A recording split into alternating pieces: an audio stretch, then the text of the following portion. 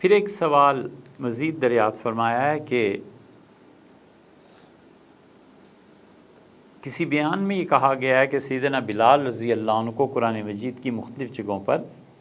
آئی ہوئی ایک جیسی آیات کو ملا کر پڑھنے سے منع فرمایا تھا۔ دریافت یہ کرنا ہے کہ اگر یہ کوئی شخص قرآن مجید کی سورہ نمل کی آیت وسبحان اللہ رب العالمین 100 دفعہ پڑھتا ہو، اس کے فوراً بعد سورہ صاد کی آیت والحمدللہ رب العالمین 100 دفعہ پڑھتا ہو،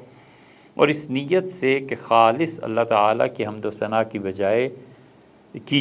جائے تو ایسا کرنا کیسا ہے؟ کیونکہ اللہ تعالیٰ کی حمد سے پہلے ہر ذکر و اذکار میں پہلے اللہ تعالیٰ کی پاکی بیان کی گئی۔ دو صورتیں مختلف ہیں۔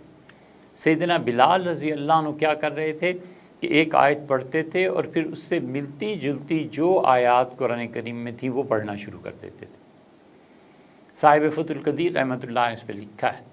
نماز کے باب میں کہ حضرت رسالت میں آپ صلی اللہ علیہ وسلم نے اس چیز سے منع کیا تھا، اور آپ کی یہ صورتحال مختلف ہے اس سے۔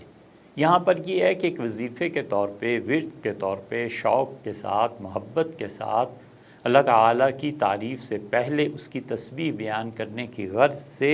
100 مرتبہ پڑھنا ہے اس آیت کو، پھر 100 مرتبہ پڑھنا ہے اس آیت کو، بالکل درست، کوئی حرج نہیں، پڑھنا چاہیے۔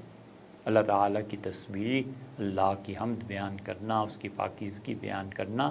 مومن کے شعائر میں سے ہے، بہت اچھی بات ہے، اس میں کوئی حرج نہیں ہے کہ آپ سب سے پہلے سورہ نمل کا تحریر فرمایا وہ آیت 100 دفعہ پڑھنا، اور پھر اس کے بعد سورہ صاد، اور یہ ایک ترتیب بھی ہے کہ سورہ النمل پہلے ہے اور سورہ صاد بعد میں۔ اس بات کا سیدنا بلال رضی اللہ عنہ کے پڑھنے سے کوئی تعلق نہیں بنتا، آپ ایسے پڑھتے ہیں، بہت اچھا کرتے ہیں۔